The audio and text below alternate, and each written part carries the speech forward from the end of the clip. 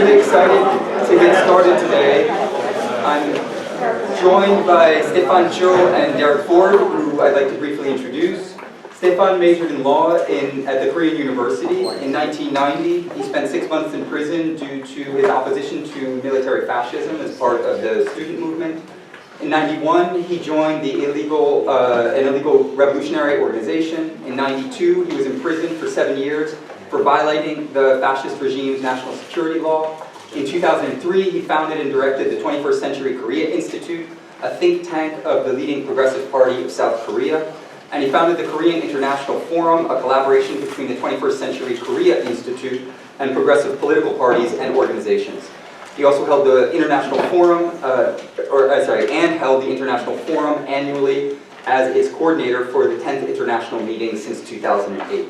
It's a great honor to have Stefan here because he's extremely knowledgeable about the history of Korea and the history of the struggle for Korean liberation from colonialism and imperialism. We're also joined by Derek Ford, who is a teacher, organizer, and educational theorist who studies the relationship between pedagogy, social movements, and revolutionary struggles. He's an associate professor of education studies at DePaul University in Indianapolis and a visiting lecturer at Korea University in Tokyo, Japan. He's edited several books and written 8 books, the most recent of which, if I'm not mistaken, is Teaching the Actuality Revolution, Aesthetics, Unlearning, and the Sensations of Struggle.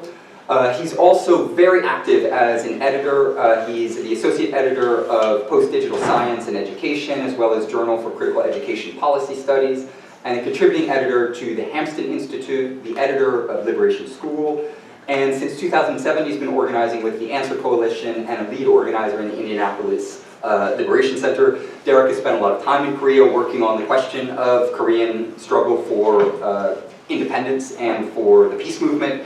And so we have 2 great speakers, and we're also joined by a translator for Stefan. So I'm very thrilled that we were able to bring this panel together. The structure is going to be very simple. I have a few opening comments to frame what we're going to talk about in relationship to some of the things we were talking about earlier this week. Stefan has some opening comments, and then we have a series of 5 questions that we've been sharing with one another, and both Stefan and Derek will provide responses for them. We're going to aim for about hour 15, and then we're going to open up for a rich and vital discussion, and we'll count on you for the superb questions because you've now set a very high bar for yourselves. So regarding my opening comments, I wanted to say that the question of Korea, I think, directly relates to a lot of the things that we've been talking about, because someone like myself, who's a product of the prestige universities in the empirical core, both in France and the United States, across multiple different disciplines, from philosophy to the historical social sciences to political theory, I was, up to a few years ago, profoundly ignorant on the question of Korea. I knew absolutely nothing. No one had ever taught me anything. And yet I was imbued with a profound sense of certainty about the Korea question. I knew that there was something fearful and horrible and horrific. And that certainty was so profound because it had been imbued in me by what we were referring to earlier this week, the bourgeois cultural apparatus, by the movies and the TV shows and the mass media and the video games and social media and everything else had convinced me, more so than in any other country arguably in the world, that there was something profoundly wrong with North Korea. This manifestation of the combination of a profound institutionalized ignorance on the one hand and absolute certainty on the other reveals a key aspect of what the great Antonio Gramsci referred to as common sense, meaning a set of ideas that are accepted based on the extant milieu in which you exist, and if they go unquestioned, just become kind of grounded in a sense of absolute conviction. And that certainty, I think, probably most of us share, right? Is that North Korea is a dictatorial, totalitarian police state run by a madman that has indoctrinated its population through the most extreme forms of propaganda and is aggressively pursuing a colonial project and ultimately is intent on destroying the world as we know it. South Korea, on the flip side, is a free and democratic society, a highly developed state, unlike its savage neighbor, and it seeks peace in the world. This is a great example. I can't remember, and excuse me for this, who exactly brought this up, but it's an example of ideological inversion, of more or less the most strict sort possible. Meaning that one question that we're going to raise today, and that I'd like us to unpack is, well, perhaps it's the exact opposite, meaning perhaps the totalitarian dictatorial police state that has demolished democracy in the struggle for human freedom and the struggle for decolonization is precisely the one that is backed by the dominant imperial hegemon, the United States, and is waging a war against the struggle for the decolonization of the Korean Peninsula. In this regard, I'd just like to give a shout out to Mark Twain. Has a fantastic quote where he said, "It is easier to fool someone than to convince them that they've been fooled." It's easier to fool them than convince them that they've been fooled. And so part of my own process in opening up my mind to Korea has been one of profound self-critique and admitting I've been fooled, and in spite of all of the diplomas and all of the kind of academic recognition in a certain sort, I was just a product of industrialized ignorance. In that regard, and this is the last thing that I'll say before passing it over to Stefan for his opening comments, I think that we also have to be attuned to, and Jennifer has taught me this in a very direct way, a kind of ratio between the level of indoctrination on the one hand and the geostrategic importance of particular projects on the other. And the case of Korea is incredibly important for global politics. It is a peninsula that is a beachhead to Asia and Southeast Asia in general. And so the fact that it is such a focal point for imperial propaganda reveals its quintessential importance not only for, obviously, Korea and for Asia, but for global struggles in general. In my experience, there's been no country that's been more demonized in the bourgeois cultural apparatus than North Korea. And so it's with all of that in mind that it's a great pleasure to have this conversation. Also, it's a conversation that will connect later in the workshop to questions of decolonization. As probably everyone in the Imperial Academy knows, we're supposed to be in favor of decolonizing this, decolonizing that, but I've never heard anyone say that, well, we should decolonize Korea by getting the US military occupation out so that people can be free and have national self-determination. So it begs the question of what decolonization means. Is it metaphorical? Is it idealistic? Or is it a material struggle for human liberation? And is the Korean example a great example thereof? So it's going to be a challenging discussion. We know that in having approached this, depending on what your background is. And it's with that in mind then that I want to turn it over to Stefan for his opening comments, and then we'll transition into some questions. 이렇게 좋은 자리에서 좋은 주제로 여러분들과 함께하게 돼서 정말 반갑습니다. It is a great pleasure for me to present here with very important topics with good opportunities. 솔직히 여러분들이 그 코리아는 좀 낯설 거예요. 뭐 이 BTS라든지 뭐 봉준호의 기생충이라든지 뭐 삼성현대 이런 측면에서는 좀 최근에 많이 알려지긴 했지만 코리아의 역사라든지 또 정치라든지 경제에 정말 구체적인 현실에 대해서는 잘 모를 거라고 봅니다. Yes, the Korea may be unfamiliar with you in recent days. Korea is well recognized by the success of BTS, the movie film Parasite, Samsung or Hyundai Enterprises, but its politics and history, economy, and the specific situation might be difficult for you to understand. 이런 아카데믹한 그런 자리에서 또 그렇지만 이 코리아에 대한 배경 지식이 좀 부족한 그런 이 조건에서 짧은 시간 안에 코리아의 이 역사라든지 그 현실을 설명한다는 건 좀 쉽진 않아요. 그런데 기본 방법을 역사적이고 구조적으로 분석하는 데 초점을 두려고 합니다. So under the conditions where we are having a lack of understanding of background of Korea, it will be difficult, not easy for me to fully explain the history and the specific situation of Korea. So I'll take the methodology of the explaining you historically, in historic way and in a structural way.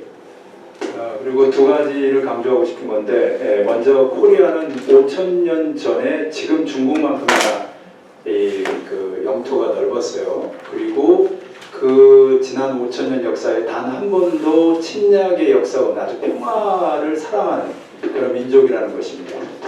So I want to highlight two things. Firstly, in 5,000 years ago, the Korea used to have a large territory as China in these days. So, and the Korean nations have never invaded the other nations. So Koreans are the peace favor nations. 그리고 5,000년 동안 이 코리아 반도를 중심으로 단일 민족 국가를 형성하고 있어요. 그래서 이런 어떤 이 유구한 역사와 단일 민족으로서의 어떤 정체성, 자부심 이것이 우리에게 굉장히 중요합니다. And Korea nation has been a homogeneous nation for more than 5,000 years. So it's very important for Koreans to have a pride and identity as the homogeneous nations. 그래서 이 다른 외세의 침략에 저항하는 민족 자주의식, 해방의식이 굉장히 강하다는 겁니다. 그리고 반드시 통일을 이루어야 되겠다. 같은 민족으로서 적어도 코리아 반도에서는 하나의 조국의 그 통일 국가를 건설해야 되겠다는 사상이 굉장히 강합니다. So we Koreans have very strong independent consciousness against the foreign invaders. And we have a strong aspiration for reunification of our country. 네, 오늘 이 적지 않은 시간 함께하는 동안에 발표하는 내용의 가장 중요한 핵심적인 내용 바로 여기 있다는 걸 유념하면서 들어주시면 이해에 도움이 될 겁니다.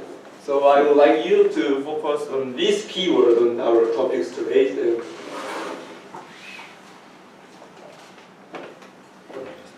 Okay. Great. Okay.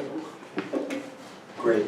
Well, the first question that we had was concerning just what were you going to say? No, keep going. No, keep going. No, Okay. So the first question that we had was just concerning the deeper colonial history of Korea. The struggle for liberation, of course, goes very far back, but at least within the long 20th century, there's the importance of both the Japanese colonization of the Korean peninsula, and then followed from that, the kind of liberation, but an immediate occupation by the US. And so, could you tell us a little bit about this deeper colonial history?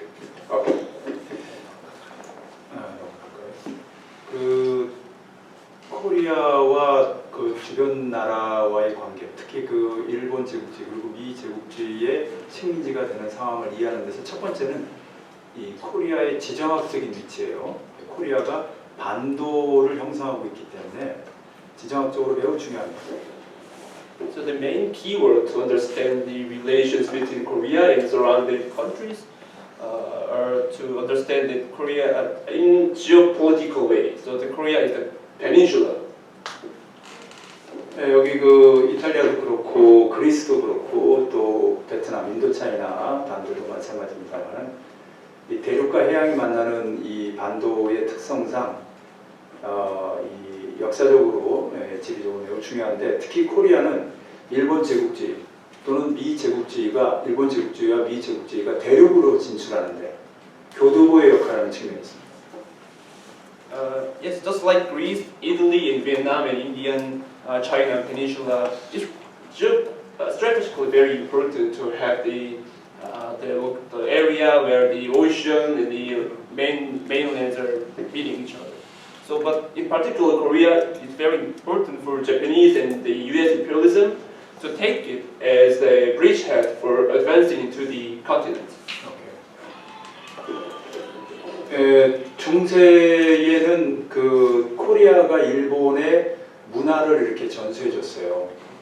코리아는 일본을 침략하지 않았습니다. 그런데 중세 말력 근세로 넘어가면서 먼저 근대화된 일본이 제국주의가 돼서 코리아를 식민지로 만들려고 침략을 한 거죠. 그러니까 이런 역사적 배경 때문에 우리 민족의 일본 제국주의에 저항하는 의식은 굉장히 강했고 그것이 때로는 폭력투쟁으로, 때로는 비폭력투쟁으로, 그리고 다시 폭력투쟁으로. 그러니까 이 가보 농민 전쟁이라고 농민들의 부장투쟁이 있었고 그 다음에 이 전체 민중들의 비폭력 투쟁이 있었어요. 1929년 3월 1일.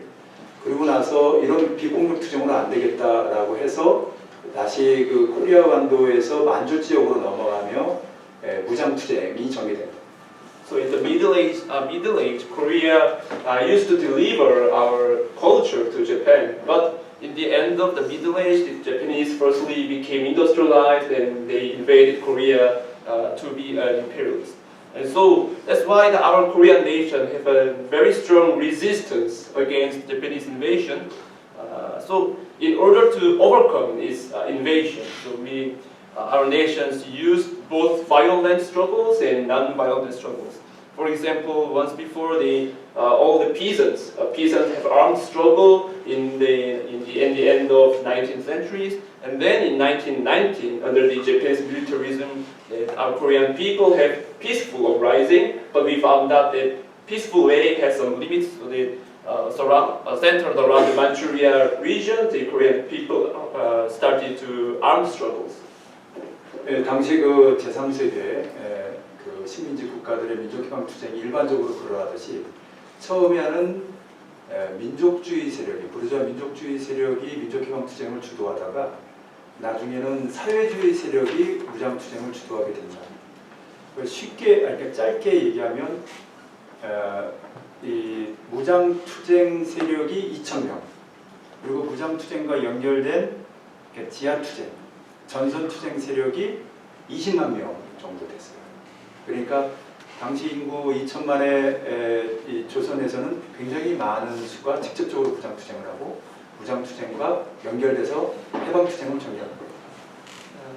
So generally, like the national liberation struggle in the Third World, is firstly the bourgeois, the nationalist forces led the national liberation struggle, but it converted to the national liberation struggle led by socialist forces. So in short, about 2,000, we Koreans had 2,000 people in the armed struggles, and then 100,000 people are directly connected to the underground front struggle, massive struggle. So concerning that, at that time, Korea has the 20 million population. We can say they quite a sizable portion of people are involved in armed struggles.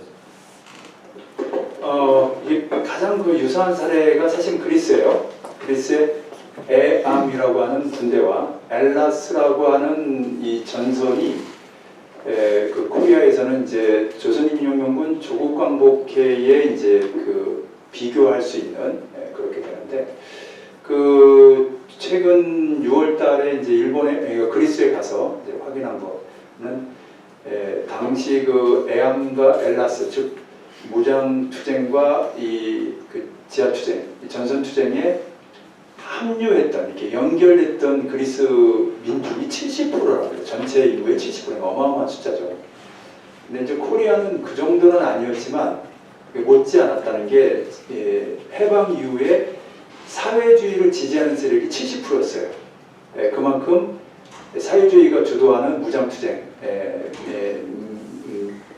지하 투쟁, 대중 투쟁의 위력이 대단했다는 것을 말해줍니다. Yes, Greece has a very similar history. The Greeks had the Aeam, the army, and Hellas, the National Liberation Front.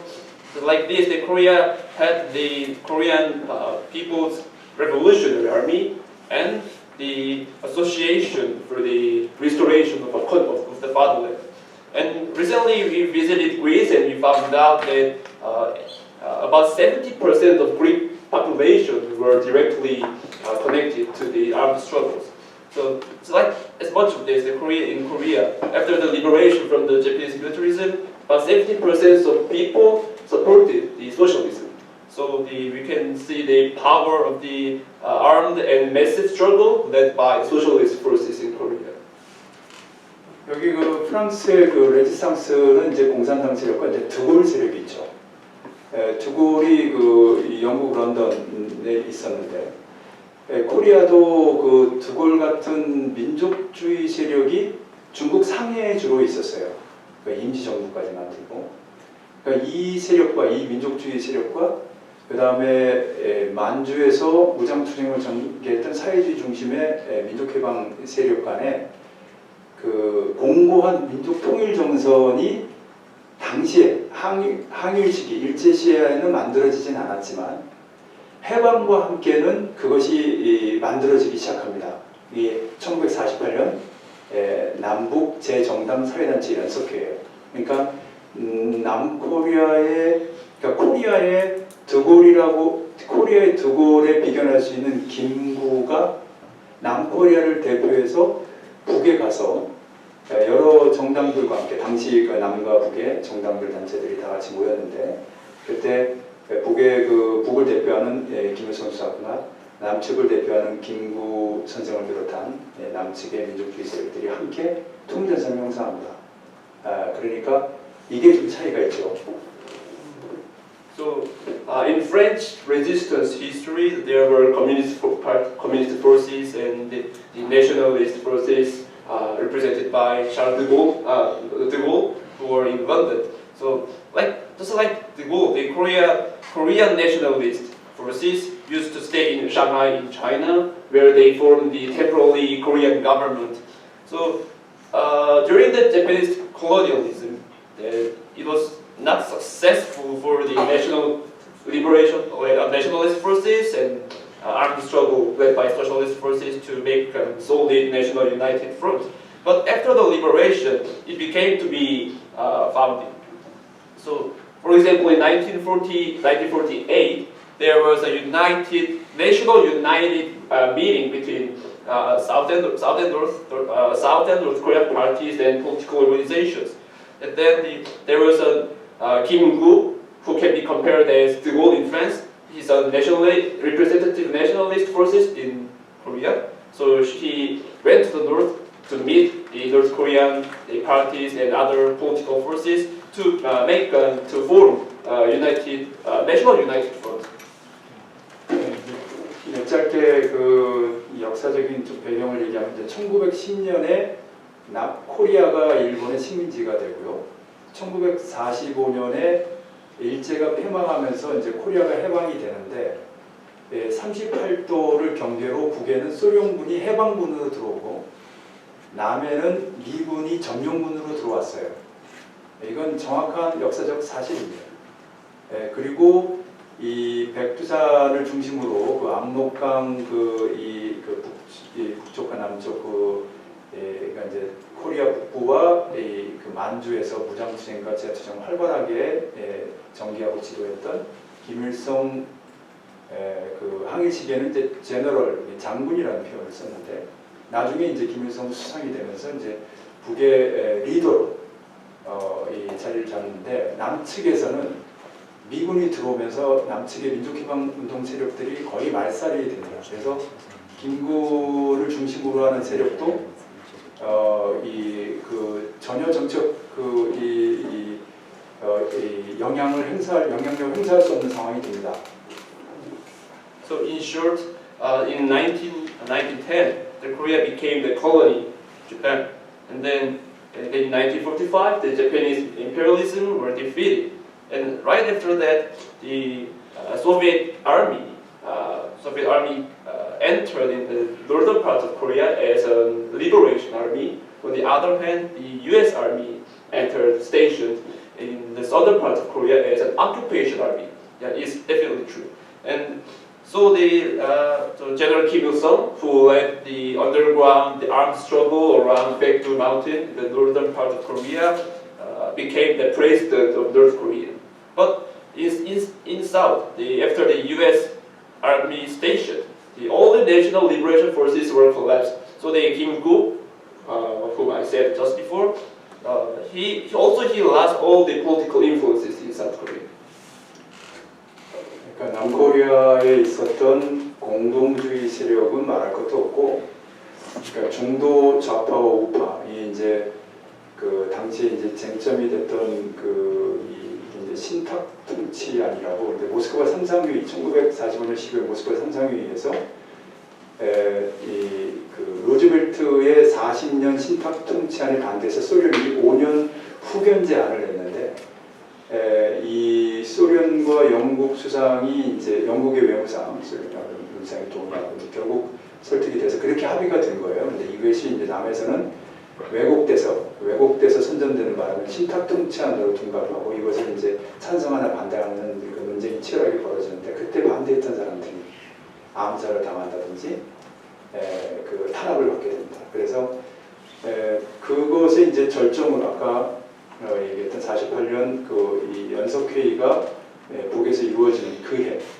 다시 말하면 그리고 또 하나 그 유엔에서 남측만의 그 단독 정부를 이제 수립하려고 추진하니까 이에 반대해서 제주에서 무장투쟁이 전개됩니다. 그러니까 그런 상황이 이제 그 48년도 그러니까 48년도에 남측의 대한민국, 북에서 조선민주주의인가 그러니까 두 개의 정부가 들어서게 되니까 이후에 충돌이 불가피해지죠. 그래서 브루스 커밍스가 이게 설파했듯이 코리아 전쟁이라는 것이 단순히 1950년 6월 25일에 터진 것이 아니라 그 이전부터 가령 1949년에는 남측에서 북을 공격하는 이렇게 2,000번이 넘었다. 사실상 전쟁은 이미 시작되고 있었다는 겁니다. So we don't need to mention the communist forces in South Korea, but all the middle position forces, middle left, middle right, they have lost their political influences. So there's a big controversial discussion at the time on the trusteeship. So in Moscow in 1945, the U.S. President Roosevelt insisted that the South Korea needs to be under the trusteeship for more than 40 years. So the Soviet Union opposed it. So the Soviet Union proposed the 5 years supported country. So the Soviet proposal was accepted, but this fact was fabricated in South Korean media. So there was a very big controversial discussion among the South Korean political forces. For example, the forces who opposed this trusteeship were massacred or even repressed or even massacred. So and then at that time, the United Nations tried to hold the single election only in the southern part of Korea to establish the Korean government. So that was in 1948 when the South and North Korean the parties and political organization meeting was held. So after that, the two different governments were established, both in North and South, and so the conflict between us was unavoidable. For example, as like the first Cumings said in his wrote in his book, the Korean War was not started only on June 25th in 1950. So in 1949, so South Korea attacked North Korea for more than 2,000 times. So the Korean War had been started since a long time ago. Just to connect this to the kind of next chapter of the things you want to discuss, could you talk more explicitly as well about the continuities between the U.S. occupation of South Korea and the Japanese occupying government that had preceded that, pushing back against what had been the Red Army's liberation of the Korean Peninsula from fascism?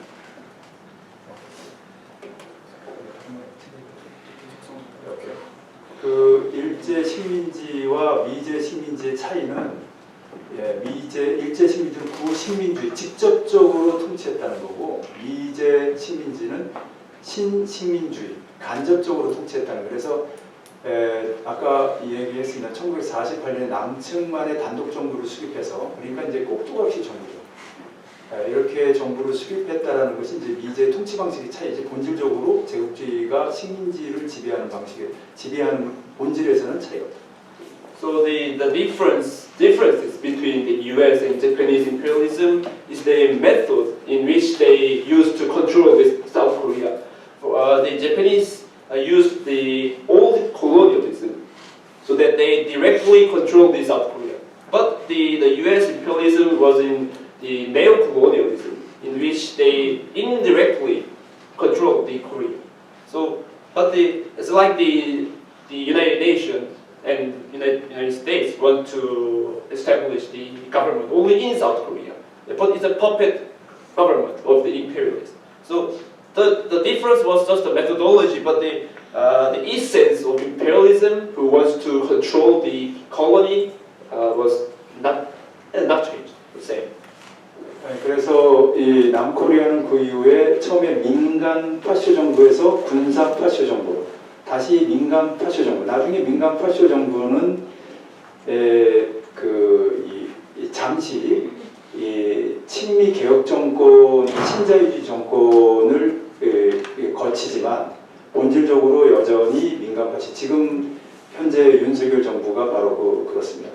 그리고 국가 남의 관계에서의 통일과 관련돼서는 그 코리아 전쟁이라는 이 비평화적인 통일 방법을 쓰다가 잘 안 되니까 그 뒤로 평화적인 통일 방법을 지향했어요. 연방제죠. 특히 1980년 6차 당대, 조선노동당 6차 당대에서 고려민주연방군 창립방을 제안한 게 컸습니다. 그러나 이 2018년, 19년에 그 남측의 이제 그 개혁 정권과 또 미국과의 그 협상, 그래서 북남 간에는 이 4.27 판문점선, 북미 간에는 6.12 싱가포르 이 합의, 그리고 또 다시 북남 간의 9월 평양 공동선, 이렇게 해서 이 평화적인 이 통일 이 경로를 평화적으로 통일하는 그 가능성이 높아졌다가 다시 파시 정권이, 남의 파시 정권이 들어서고 국가 대화했던 이 트럼프 정권이 바이든 정권으로 바뀌면서 지금 현재는 또다시 평화보다는 비평화적인 방법으로 코리아 반도의 군사적 긴장이 고조되는 그런 상황이었습니다. Yes, so in South Korea, after that, South Korea had the so-called civilian fascist government, but they was replaced by the military fascist government, and then the civilian fascist government was established again. So temporarily, the pro-American reformist neoliberal government was temporarily established, but nowadays, so we have the fascist government again. And then, in regard with the relation between the North and South, after the Korean War, the North Korea proceeded with unpeaceful way for unification, but it changed into the peaceful way for unification as the federal way of unification. For example, in the 6th Party Congress of Workers' Party of Korea, they claimed the Federation of Korea as a federal way and peaceful way for unification. And then, recently, there was the agreement made between North and South in Panmunjom, and then the North Korea made the agreement with the U.S. in Singapore, and the agreement between South and North was made again in September in that year. So that at the time the stability of peaceful way of unification was increasing, but now we have the fascist government again. And then in the U.S. the Trump administration, who made the summit with North Korea, was changed into the Biden administration. So in these days the military tension is again being escalated in Korean Peninsula. You want to add something or one last thing? Yeah. 여기 어쨌든 그 학구적인 자리이기 때문에 일제 때 조선의 사회 성격은 식민지 반공권 사회. 해방 이후에 북은 이제 그 식민지 상태에서 해방이 돼서 인민민주주의 혁명을 수행하면 사회주의 혁명으로 나아갈 때 남에서는 여전히 식민지 반공권 사회. 그러다가 1980년을 기점으로 자본주의 공업화가 이루어지면서 식민지 반자본주의 사회로 변화됩니다. 그러니까 외부에서 보면 OECD 국가고 삼성, 현대 같은 걸 보면 제국주의처럼 보이지만 철저하게 미국이 군사적으로 점령하고 정치로 지배하며 경제적으로 예속화된, 미국의 경제적으로 예속화된 그런 남코리아는 이 식민지 sa회고, 다만 이 자본주의 공업화가 이루어졌기 때문에 식민지 반전 1980년을 기점으로 그렇게 됩니다. 감사합니다. So this were the characteristics of the Korean society. So under the Japanese colonialism, yes, Korea was a colonial and semi-feudal society. And then after the liberation, North Korea is forwarding to the socialist revolution while they are conducting the People's Democratic Revolution. But on the other hand, South Korea still remains as the colonial colonial semi-feudal society. But after the 1980s, South Korea had been carried out the capitalist industrialization. So it became this colonial semi-capitalist society. So So South Korea is a member of OECD, and it can be seen as imperialist countries which have the big enterprises like Samsung, Hyundai. But actually, South Korea was totally subjugated to the US in military, in politics, and economy, in all aspects of society. So we are still in the semi-colonial and semi-capitalist society. Great, thank you so much. Let's pivot then, and we'll bring Derek into the conversation as well, and talk about one of the regions of the world that's the most difficult to talk about, and that is the DPRK, or North Korea. It has been described, this is from Breitbart News, as among the world's deadliest regimes, a psychopathic, nuclear-armed dictatorship that routinely murders dissidents and has deliberately starved a sizable portion of its population, end quote. At the same time, even within the Western media, information trickles out that seems to contradict this narrative, such as the fact that life expectancy in the DPRK is roughly equivalent to that of highly developed countries like the United States, economically developed, of course, I mean, even though it has been subjected to draconian sanctions and is not at the same level of economic development. Apparently, there is universal health care, as well as universal access to affordable housing and education, as if the country put the welfare of its citizens above the imperative to maximize profits. Given these conflicting narratives, could you give us a sense of the kind of true nature of the DPRK and its relationship to its socialist aspirations? Sure. Yes, well, I think that, thank you, Stefan. Not too close. Thank you, Stefan, for the, for the history, which is very important because when, one of the reasons why Kim Il-sung became the leader of the Workers' Party of Korea in the North, he would have been president of the entire peninsula. There were supposed to be national elections after 1945, but the US knew that the communists would win. And so they artificially created the state of South Korea, installed Syngman Rhee, who was, educated at Princeton, right? They flew him back over to the United States and they installed him as a dictator. And in response, the North set up their own state. They didn't want to.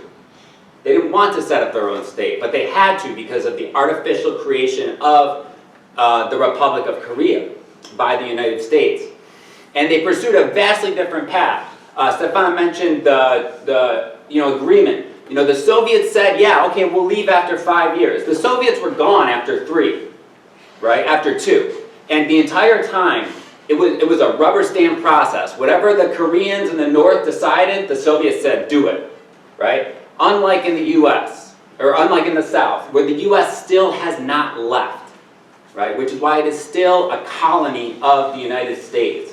Around 28,000 US troops occupy the country, dozens of military bases, some with multiple golf courses, right? That these comrades have taken me to in Pyeongtaek, for example. There's golf courses that keep expanding, and so on and so forth.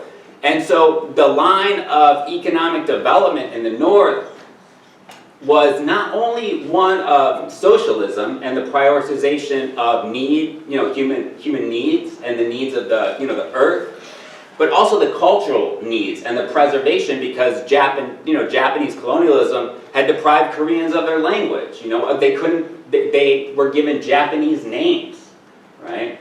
And so that's why today when you go to the North, and I've been to the North, right? There's no Starbucks, there's no McDonald's, there's no English signs, there's no foreign language signs, right?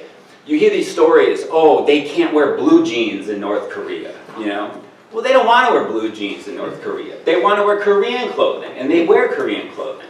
And then you go to the South, and what's it like in the South, right? There's the U.S. Embassy in Seoul, right in downtown Seoul, is larger than the South Korean Parliament, right? And there's military bases like right in the middle, so you have to walk around military bases, right, just to get from one point to the other. I mean, can you imagine that in your daily life? So that's the nature of colonialism in the South. And in the North, they had to, one is that it was under extremely difficult circumstances because, of course, shortly after becoming a state in 1948, and then there was the U.S. war against Korea between June 25th, 1950 and July 27th, 1953, in which by the end of a year, there wasn't a single building taller than 1 story left standing, because it was all bombed. And U.S. Fighter pilots were literally complaining there's nothing left to bomb. And so that's when they began testing chemical weapons, right? That's when really the military-industrial complex in the United States was birthed, right? They dropping Agent Orange, chemical weapons, destroying it. And so when the Koreans in the North, they say this is the workers' paradise, they don't mean it's perfect. They mean we built this from scratch, right, with nothing, right? Meanwhile, the Soviet Union and the People's Republic of China, and by the way, the Chinese Revolution happened after the Koreans had state power. And it was largely because of the Koreans supporting the Chinese in crucial battles in Manchuria that the Chinese Revolution succeeded, right? And so that's important because you'll hear today that, oh, you know, like the North Korea is this little bastard child of China and they're always having to discipline it. But no, centuries of struggle, you know, and shared bloodshed, right? Same with the Korean War. So, you know, because of course, you know, 1 million volunteers from the People's Liberation Army in China, right, crossed the Yalu River in one of the greatest counteroffensives, right? Because when the Koreans from the North, you know, you can't attack your own country, you can't invade your own country, right? So when the Koreans from the North in 1950, right, crossed the 38th parallel, they captured Seoul in 3 days. You know, in 3 months, they captured almost the entire peninsula because they were greeted as liberators, right? And that is when, you know, the U.S. was like intervened and pushed them up back to the 38th parallel, kept pushing them up and up and up. And the U.S. was like, this is great, we're going to have the entire peninsula. But they were being led into a trap. And so as soon as they got there, you know, to the northernmost part of the peninsula, right, 1 million Chinese volunteers came storming across the Yalu River with their Korean comrades and just pushed them back. And that's where the fighting stalled for 2 years, even though the U.S. kept bombing. And so this is the conditions under which they've had to build socialism. So when, for example, in 2010, the World Health Organization says North Korea has the model healthcare system of any developing country in the entire world, right? Under those circumstances, under the most complex and comprehensive set of sanctions, like with U.S. and United Nations, they can't even import pencils, right? I mean, it's just, talk about like siege socialism. The fact that they've been able to do this is quite remarkable, right? Especially when they are, you know, they're completely honest about everything, right? I mean, when you go to the country, one, talk about the, you know, to go back to the ideological inversion, right? But when I entered the country, it was easier than entering and exiting the United States. You know? They asked me 2 questions. Do you have pornography? And do you have a Bible? All right? You said both. Yeah. But they didn't even search my things, you know, they didn't go through my laptop. And when I left, they said, hey, what do you do as a, you know, what's your profession? I said, I'm a teacher. They said, oh, great, excellent, thanks for, you know, visiting our country. And then you get back to the U.S. and it's the exact opposite, right? And everything is like that, right? You know, there's often this presentation like, well, you're going to have, you know, somebody's going to be watching you every second. Well, I mean, one, self-determination, right? I mean, tourism, U.S. tourism does a lot of damage to countries, and so it's completely within their right to do that, right? But 2, that's not really the intention. It's actually like to keep you safe, right? Not that it's a dangerous place, but like there's not a lot of white people walking around. And so, you know, if you're like on your own, wandering around, somebody's going to be like, what the hell's that guy doing there, right? And it's really actually hospitality, right? Rather than surveillance. We're taught that it's surveillance, but it's really hospitality, right? And in fact, there's more, you know, the everyday people in the North know more about the U.S. than most of the people in the U.S. do, than I do. Literally, they were telling me things about my own state that I didn't know, right? And they were questioning things that they had read in the government newspapers, right? Which shows you that it's really those of us in the U.S. who are subjected to this, like, endless propaganda, right? Rather than the Koreans in the North. Because, for example, they ask, you know, we hear about police brutality all the time, right? Is it really that bad, right? Or are the papers exaggerating it, right? Same thing with sexual assault on campuses, they would ask us, right? And of course, we would say, yes, it is really that bad. You know, so they have that critical faculty, right? The ability to question. And just because there aren't massive protests in the streets, right? That's not a sign of anything, right? Because there's a lot of different mechanisms through which the different levels of government and leadership cooperate and communicate with each other. Like, for example, in Sarawak, we were visited with a farmers collective, a cooperative, right? Every year they elect their leadership. Their leadership negotiates, with a representative from the Workers' Party and also from the state. They talk through, well, what did you grow last year? What are the conditions like this year? Et cetera, et cetera. And then they decide, okay, here's our targeted projection. And, 50% goes to the maternity ward right down the street, the brand new maternity ward. And the other 50%, right, feeds the community and the population nearby. A small percentage goes to the market, because there's never been a socialist country without a market like some kind ever, right? That's not, actually, socialism isn't actually like its own mode of production, which is kind of a separate thing, but it's kind of a combination of different modes of production. But I think that, that's I don't know, that's a good answer, good start to the Well, yeah, maybe, Stefan, do you want to weigh in on the issue of what does socialism look like in the DPRK and in the North?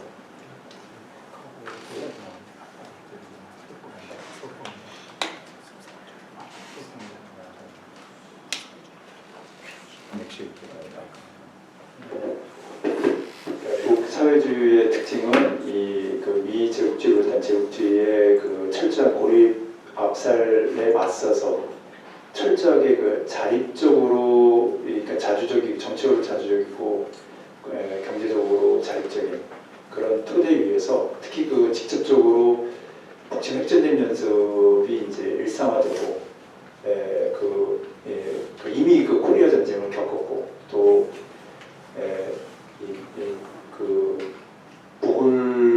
북의 체제 자체, 존재 자체를 핵 공격으로 이제 멸살시키겠다라는 그런 공공연한 위협 속에서 북이 이 자위적인 국방력, 다시 말하면 핵 전쟁 억제력을 키우는 그런 과정은 결코 쉬운 일이 아니었어요. 왜 이제 쿠바나 베트남처럼 중국과 베트남처럼 또 쿠바는 좀 다르지만 어쨌든 중국과 베트남처럼 개혁개방 정책을 하지 않고 또 쿠바와는 좀 다르게 자립경제와 자립국방력을 키우는 과정은 말 그대로 엄청난 시련과 고난을 이겨내야 되는 그런 과정이었는데 그런 과정에서 사회주의 원칙을 지켰다는 거.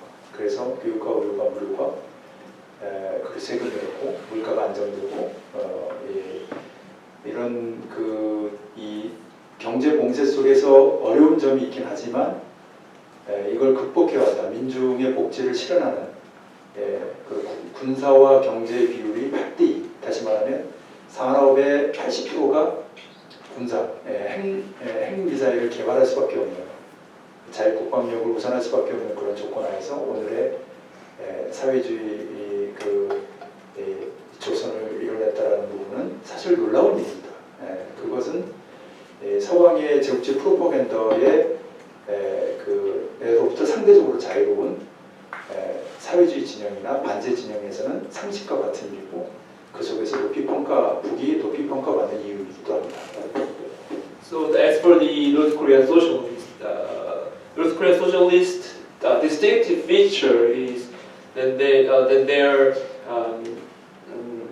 the independence in politics and the self-reliance in economy.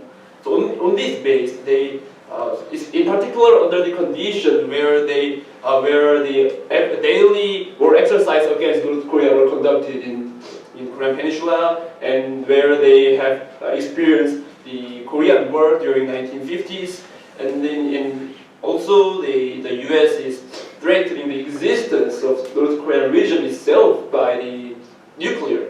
So it was very not easy for North Korea to develop its own nuclear deterrence under these conditions, concerning these conditions. But unlike the China and Vietnam, North Korea haven't used any reform and opening up policies, and unlike Cuba, North Korea developed its self-reliable and self-supporting economy and military. Yes. So on this process, North Korea cannot but couldn't but have very overwhelming difficulties. So, but North Korea have always kept its socialist principles, adhere to socialist principles. So in North Korea, all the education and healthcare systems were complementary, and it has the stable prices, and there's no taxes in North Korea. Yes. So yes, and in industrial field, so the 80% of North Korean industry are belonging to the military fields. So only 20% are belonging to the economic fields. So in the condition where the North Korea cannot but to develop the nuclear exercises, so it's very remarkable thing. It's astonishing that North Korea developed its socialism and strongly adhere to its own socialist principles. So it's common sense among the anti-imperialist forces who are relatively free toward the imperialist propaganda that North Korean socialism had this kind of success, although in spite of all difficulties. Great. Maybe a last question and then we'll open up. I did want to pivot to it. I think it's probably the touchiest question to approach, and that is the issue of nuclear power in North Korea. One of the arguments that I've seen, and this is made by Stephen Gowans in his book Patriots, Traitors, and Empires, that I very, very strongly recommend, is that in order to understand the DPRK's decision to pursue a nuclear program, you have to contextualize it in relationship to the recent history of US imperialism, insofar as a nuclear program is one of the most cost-effective deterrents to imperial incursion. In particular, if you look at the history of what's happened to countries like Libya, countries like Iraq, it should be clear that if you open up to or change your military policy in order to open up and try to work in a more or less peaceable and open fashion with the imperialists, they will very likely stab you in the back, as they did in both of those cases. So do you share this assessment of nuclear power not being a necessity for some type of aggressive imperialism on the part of North Korea, but instead the most cost-effective deterrent because the military development, of course, just puts a stranglehold on the economy because you have to invest everything in the military and risk running into an arms race like the arms race between the former Soviet Union and the United States? And either of you, more than welcome to.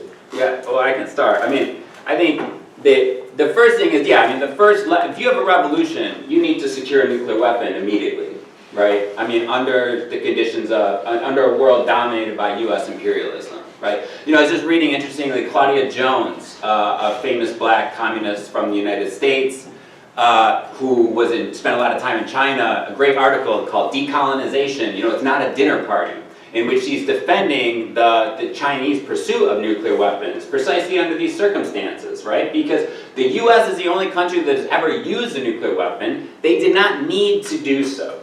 The reason that the United States used nuclear weapons towards the end of World War II, which was well after the Japanese Empire it was defeated, right? It was defeated. They did not need to use it. It was to send a signal, right, to the rest of the world. This is what we will do. And they threatened to use nuclear weapons against Korea. They threatened to use nuclear weapons. Just said, let's go, let's take China too while we're at it, right?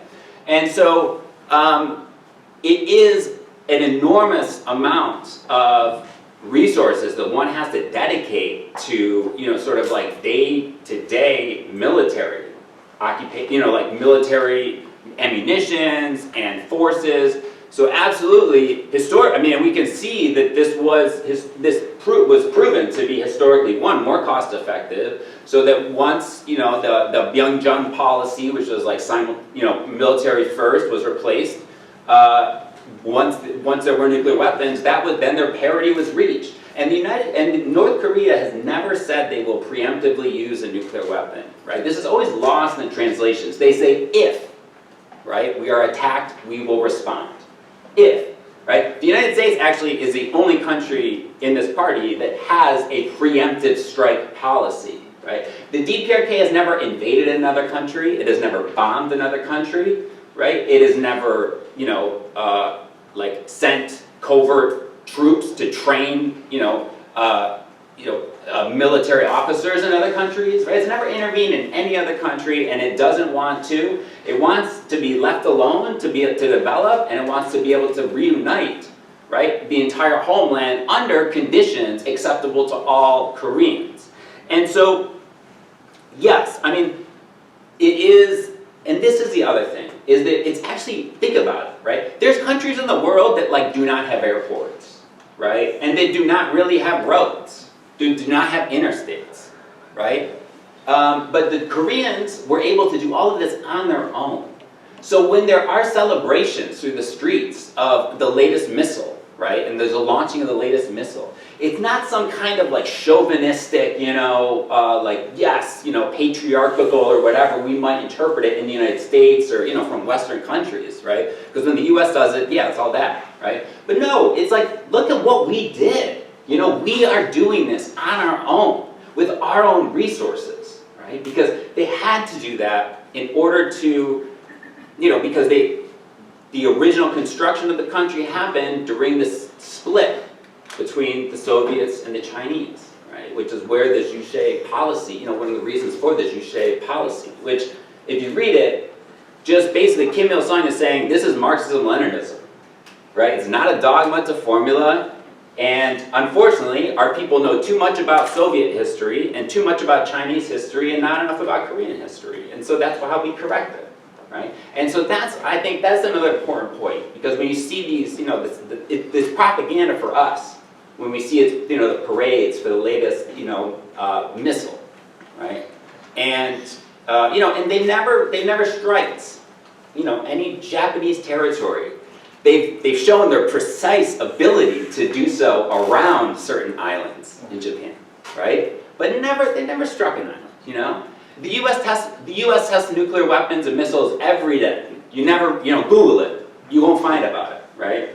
You Google nuclear weapons testing, ICBM testing, is just North Korea. That's all you'll see, as if it's the only country that does so. And you got to drop everything when they do it, Like the crime of testing a missile and letting it fall into a sea. Right? When the U.S. is currently bombing, 8 countries in Africa alone. Okay, go ahead, and then afterwards we'll open it up and we'll take a round of like 3 or 4 questions. Okay. Yeah. So signal to me if you want to. Yeah. Okay. 이 북이 사회주의 원칙을 지키는 게 이제 전 세계의 대부분이 자본주의 나라, 그리고 제국주의가 북을 고립압살시키는 조건하에서 북이 사회주의 원칙을 지킨다는 것은 그런 정치적인 자주의 원칙을 지키려면 경제 자유도 중요하지만 이 군사에서 자유가 중요한데, 이게 어느 정도 수준이냐면 세계 최초로 유일하게 핵을 쓴 그 미국이라는 제국주의 나라가 북과 전쟁을 해서, 그래서 코리아에서 북과 남이 각각 한 250만 명에서 한 500만 명이 죽었어요. 그런 조건에서 그래도 북이 점령당하지 않으니까 미국은 북을 향해서 핵을 쓴다고 한 거예요. 물론 핵을 결국은 못 쓰긴 했지만. 그리고 이 60년대, 70년대, 80년대 내내 북을 핵 공격하겠다라고 위협을 한 거예요. 그런데 이 후르시초프 이후 소련은 이 수정주의 노선을 걸으면서 반제 원칙이 철저하지 못했어요.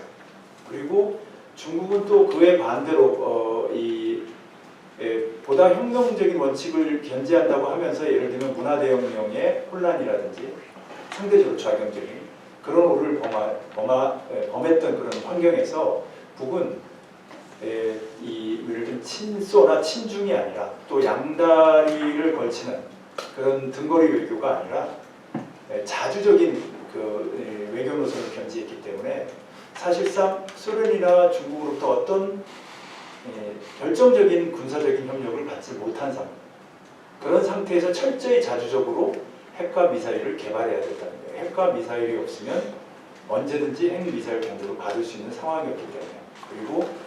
그리고 아마 핵은 70년대 초에 이미 개발한 것 같아요. 60년대 말이나 70년대 초에 이미 개발한 것 같은데, 이 운반수단 그리고 미국 본토까지 보복할 수 있는 능력을 갖고 있지 않다면 언제든지 공격당할 수 있기 때문에 그런 대륙간도 미사일 ICBM과 잠수함발 미사일 SLBM으로 원자탄 나아가 수탄으로 미 본토를 공격할 수 있다라는 그 힘을 객관적으로 가지고 있고 그걸 과시할 수 있는 그런 상태까지 가는데 정말 오랜 시간이 걸렸고 굉장히 위험했고 그렇습니다. 그리고 이런 과정은 역사적인 과정이 보여주듯이 철저하게 핵전쟁을 억제하는 힘으로 방어적인 목적으로 개발한 것이다. 실제로 북은 그런 어떤 위협적인 말을 한 적도 없고 핵공격을 하겠다, 선제 공격을 하겠다 이런 얘기를 한 적이 없고 그런 얘기는 숱하게 들었죠. 그리고 지금 미국이 일본을 떠있는 항공모함으로 언제든지 그 북코리아를 공격할 수 있는 전신 기지로 지금 만들어서 아시아판 나토까지 특히 최근 5월달 히로시마 G7 회의에서 젤렌스키까지 불러서 윤석열도 가고 이렇게 되는 상황은 이 또 다른 새로운 이 위험의 직면에 있는 코리아 반도가 또 다른 차원의 그러니까 중동에서 아프리카에서 일상적으로 전쟁이 일어나지만 우크라이나 전쟁이 위험한 이유는 그것이 유럽에서 핵전쟁으로 비화될 수 있는 가능성 때문에 그런 건데 동아시아에서 남코리아나 대만에서 만약에 전쟁이 벌어진다면 특히 남코리아에서는 미군이 존재하고 전술핵 무기 B-61-12라는 전술핵 무기를 장착할 수 있는 F-35 스텔스 핵전 폭기를 동원한 북침 핵전쟁 연습을 늘상 벌이는 코리아 반도의 남단 이에서 코리아 반도에서의 군사정치 상황은 정말로 위험하다 이렇게 얘기했습니다. Okay. So let me talk about the nuclear deterrence of North Korea. So in the situation where almost every country in the world are capitalist and the imperialists constantly trying to threaten North Korea. North Korea had to develop its self-defense in military way. So during the Korean War, in both North and South Korea, more than 5 million people were dead directly because of the war. But the U.S. couldn't make the North Korea as its colony. So the U.S. was threatening North Korea to use the nuclear weapons against it. So after that, during 60s and 70s, and since then, the U.S. has always threatened North Korea with its nuclear weapons. So, at that time, in Soviet Union, Khrushchev took the power, and the revisionism, and then the Soviet Union's anti-imperialism had some cracks because of the revisionism of the Khrushchev, while Chinese had some left bias error with the Cultural Revolution. So in this situation, North Korea couldn't take both sides between China and Soviet Union. So North Korea has always adhered to its own dependent diplomatic line. So that North Korea couldn't get any decisive support from the Soviet Union, both from Soviet Union and China. So thoroughly, North Korea had to develop their own way. So it seems that already in 1970s, North Korea succeeded to have the nuclear weapons, but without the carrier and capability to strike directly to the U.S. mainland, North Korea should have been under the danger in which the U.S. has struck North Korea with its nuclear weapons. So it is very dangerous situation for North Korea. So as history proves, that the North Korea has never said we will strike with nuclear weapons the other countries, and they have never mentioned this aggressive rhetoric. So it is the U.S. who did it actually, and North Korea they were only told that they can be threatened by the nuclear weapons. And recently, in particular, the U.S. wants to make Japan as the military base to attack and invade the North Korea, as just like it seems that Japan is the nuclear aircraft carrier of the U.S. And more particular, recently the G7 summit in Hiroshima, Zelensky and South Korean President Yoon Suk-yeol participated in this imperialist summit. So So South Korea is facing another new danger situation. So the reason why the Ukrainian war is dangerous is that this war can be spill over into the nuclear war.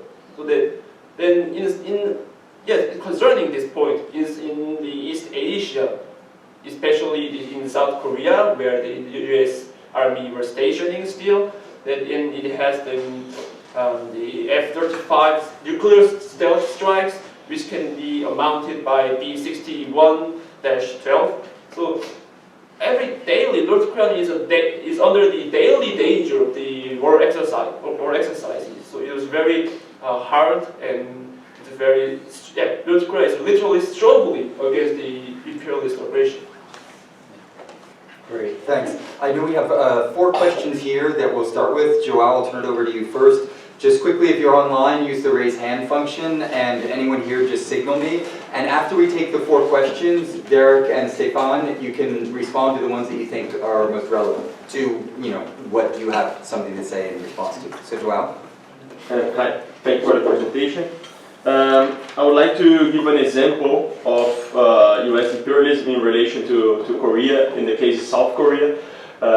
And if you like, I would like to listen to your comments on that. During my studies on intellectuality, it's interesting that Dragos and Gray White, 2 authors, writing about the development of TRIPS. It's an agreement, a worldwide agreement on intellectual property, which in the end created a way to implement worldwide intellectual property that every country on earth has to submit. Its blueprint occurred with South Korea, which, according to the authors, copying within Korean culture was a complement to the author. So copying was something, was part of the culture, was okay, was not viewed in a bad way at all. But this was not good for US-American business, so they had to impose intellectual property blocking this culture of copying. And they tried to do this for years. In the end, they achieved this, and the authors say on 21st July 1986, the White House announced that it had reached an agreement with Korea on the protection of U.S. intellectual property. It was signed on 28 August 86. Korean officials we spoke to described it as the dividing line in Korean intellectual property history. A former U.S. negotiator said of it that it became the blueprint for other agreements, plus the GATT. GATT is the General Agreement on Tariffs on Trade, and this is really remarkable because if the countries would come together to negotiate trade, and the U.S., the strategy to impose the TRIPS agreement all over the world was to sanction trade and connect to investment. So if a country would not sign the TRIPS agreement, like to follow US-American intellectual property, then they would blackmail the country and say, we won't do trades with you anymore. And this happens in the beginning of the 90s, when the road became, let's say, got away from multipolarists to unipolarists. So the US had a lot of strength to pull that off. And South Korea was quite vocal for them to create this blueprint. Yeah, so thank you. I think the next one, Kaushik, is that correctly pronounced? Kaushik. Yeah. Kaushik. Thank you to all 3 of you for your presentation. I just had a very quick question about the sort of configuration of North Korea's political system. So one thing you hear a lot about in the West, of course, is dynastic rule. That sure, maybe North Korea is communist and they have a Politburo and these things, but essentially it's been run by the same family. And I just wanted to sort of hear your thoughts and perhaps what the function of that is, and perhaps if we misunderstand how that actually all works. Thank you. Stephen, we're going to need you to get on the mic too, if that's okay.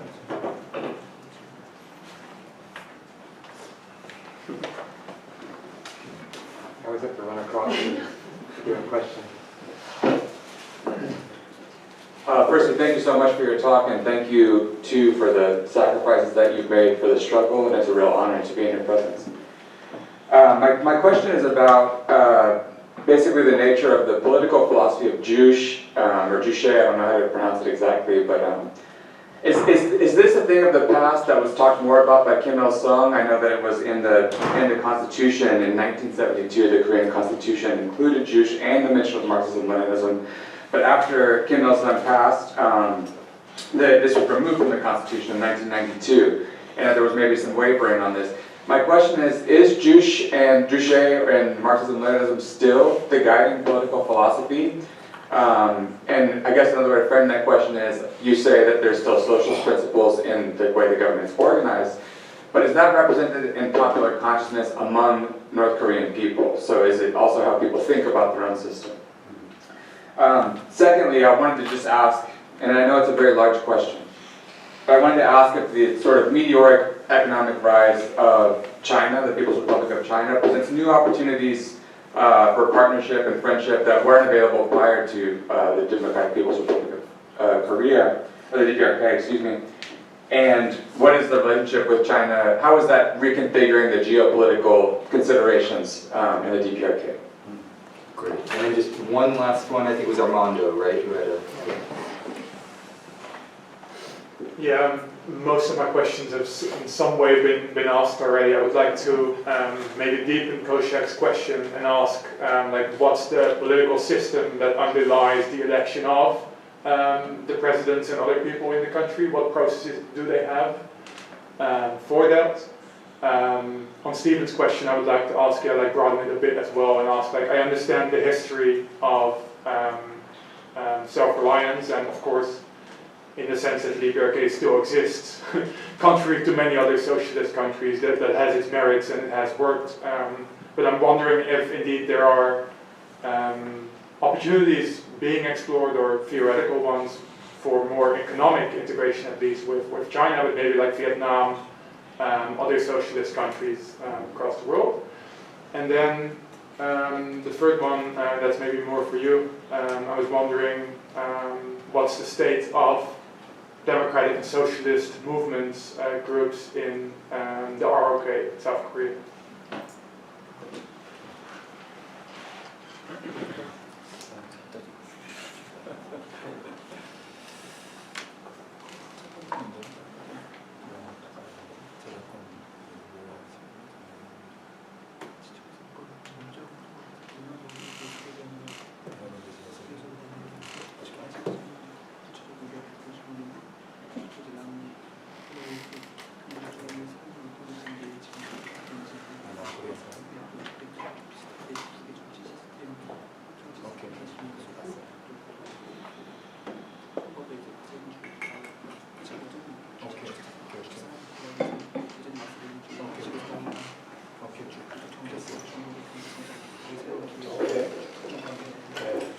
좋은 질문입니다.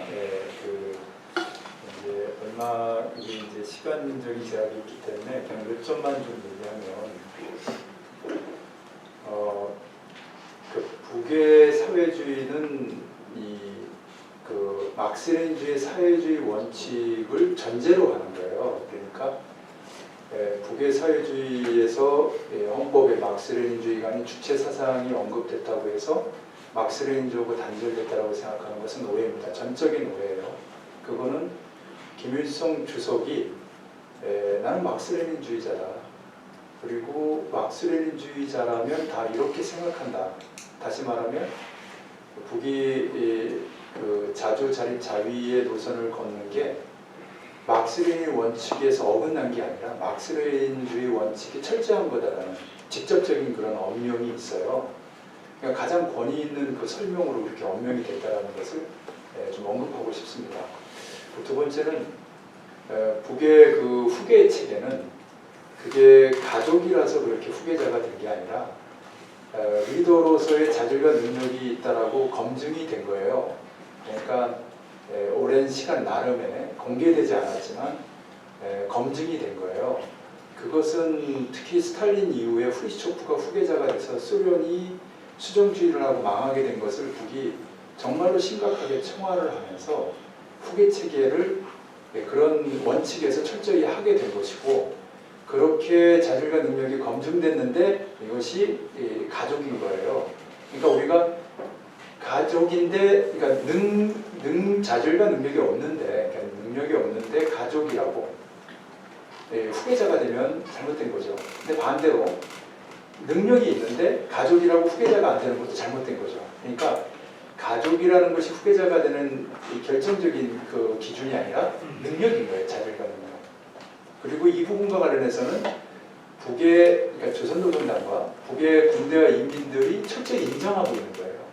그러니까 그 북의 당은 설사 그 여러분들이 잘 모른다고 해도 북의 군대도 그렇다 쳐도 북의 인민들이 민중들이 그렇게 선택했다면 그것을 존중할 필요가 있다. 이것이 일단 답입니다. So regarding the North Koreans' socialism, yes, the Marxism and Leninism is a prerequisite of the North Korean socialism.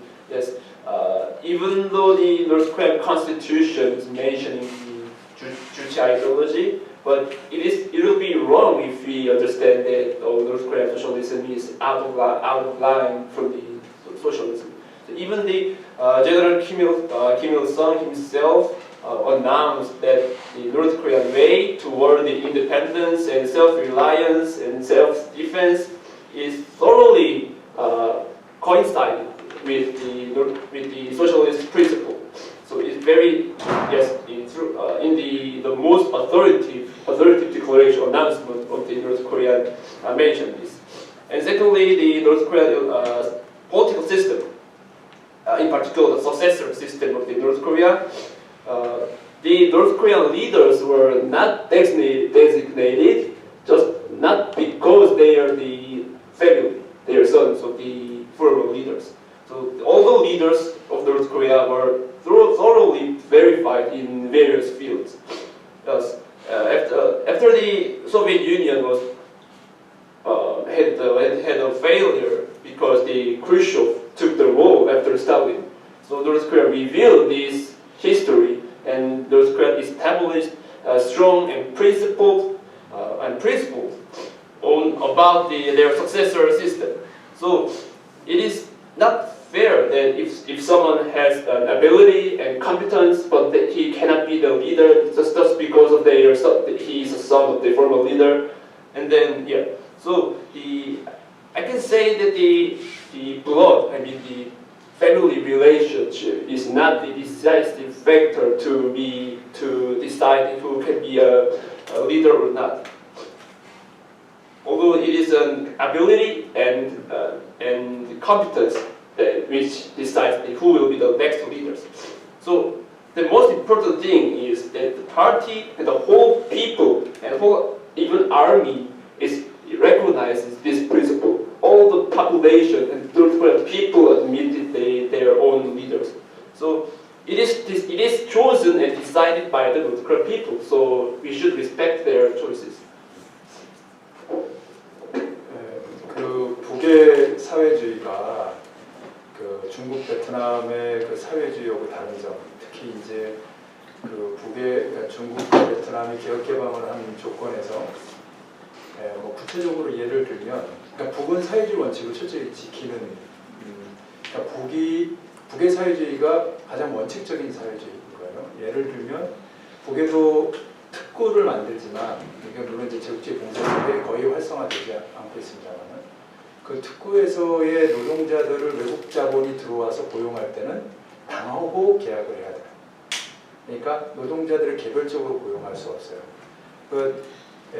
당이 국가를 영도하고 있기 때문에, 다시 말하면 외국 자본이 들어와서 그 지나친 착취를 하거나 그 노동자들의 안전을 위협하거나 이렇게 될 때는 노동자들 노조를 결성해서 파업을 할 필요가 있는 게 아니라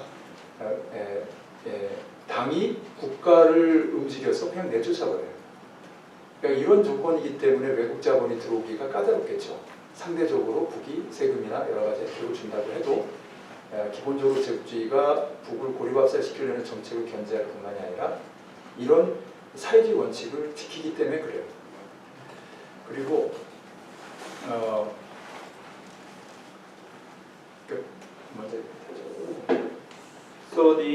it's unlike the Chinese and Vietnam socialism, which use the policy of reform and opening up. North Korea can be said as the most principled socialist state. Yes, of course, North Korea has the special economic zone in which the foreign capital could invest their capital. So, but when the foreign capitals in North Korean special economic zone wants to hire the North Korean workers, then they need to make a contract with third party. They cannot have individual contact with workers. So the whole state is totally led by the party. So there's no condition for the foreign capitals to exploit or repress the workers in North Korea. So if this happens, I mean if the foreign capital exploits the North Korean workers don't need to form our trade union to make a strike, because the party led the state, I mean administration, to just throw off the foreign capitals from their country. It is the one way for those Korean socialism to keep maintain their principle in socialism.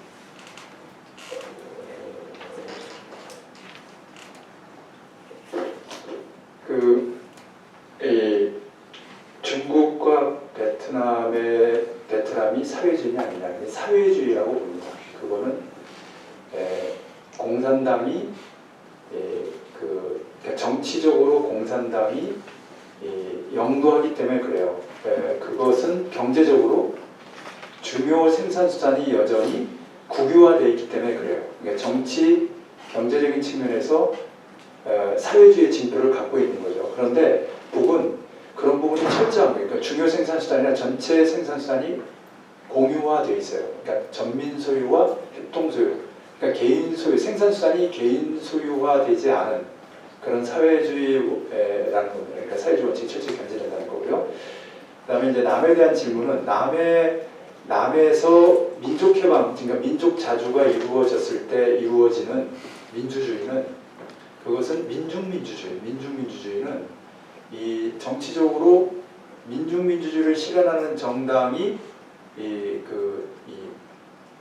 정치를 영도하고 사회를 영도할 뿐만이 아니라 경제적으로 중요 생산수단이 전민 소유와 협동 소유, 즉 공동 소유화되는 사회. 그러니까 이 사회는 그런 의미에서 볼 때는 여전히 자본주의 사회지만 사회주의적인 지향을 가지는 사회가 됩니다. 그러니까 어떤 의미에서 보면 지금 중국과 베트남은 넓은 의미에서 사회주의 국가지만 기존의 사회주의의 철저한 원칙에서 후퇴해서 그 시대적 조건, 국제적이고 국내적인 그런 어떤 조건에 맞게 그 중국과 베트남 특색의 사회주의를 구현한다고 하는 것인데, 그런데 남측에서 해방이 된 뒤에 민주주의를 실현하게 될 때는 그것은 어떤 차이가 있냐면 지금 그 생산수단이 철저하게 사적 소유가 되니까 외국 자본과 국내 매판 자본에 의해서 장악된 그런 사회에서 전민 소유와 협동, 중요 생산수단이 전민 소유가 되고 또 나아가 전 생산수단이 이렇게 공동 소유, 즉 전민 소유, 협동 소유로 나아가는 과정으로, 그러니까 방향이 다르다는 겁니다. Yes, then you can ask that whether the China and Vietnam are socialist or not. Yes, we see that they are socialist countries. It's because politically the Communist Party is a leading state, and economically the major means of production were nationalized, state-owned in China and Vietnam. But let's compare to North Korea. North Korea, in this field, in this context, North Korea adheres to the very principle in socialism. All the communist parties is leading the countries, and not only the major means of production, but whole all the means of productions were state-owned. So it has the all people ownerships and cooperative ownerships. And as for South Korea, after South Korea achieved the national independence, as we should conduct the democratic revolution, in which the People's Democratic Party guide the society. So we call this democracy as People's Democracy. So it means that economically the society will have the common ownerships, and so yes, still the People's Democratic Society is still the capitalist country, but it is in line with stepping forward to the socialism.